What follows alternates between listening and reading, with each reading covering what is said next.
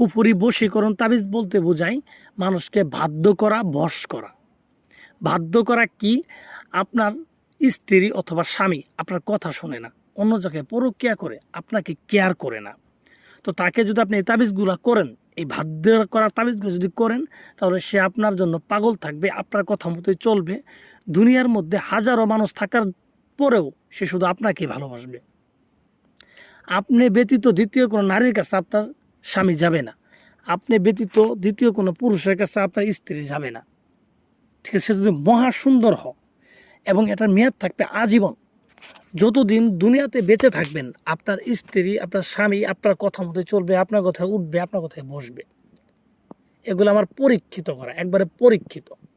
অনেকের ক্ষেত্রে আছে যে নিজের স্বামী অন্য জায়গায় পরক্রিয়া করে বা অন্য কাউকে বিয়ে করছে, আপনাকে খোঁজখবর নেই না, বা আপনাকে ছেড়ে চলে গেছে, আপনার খোঁজখবর নেই না।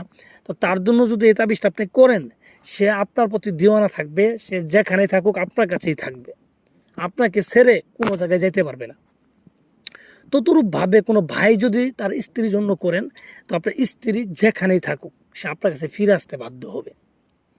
আর আপনার সাথে যদি থাকে তাহলে সে সারা জীবন আপনার গোলামি করবে, আপনি যা হুকুম করবেন সে দাসীর মতো তা পালন করবে।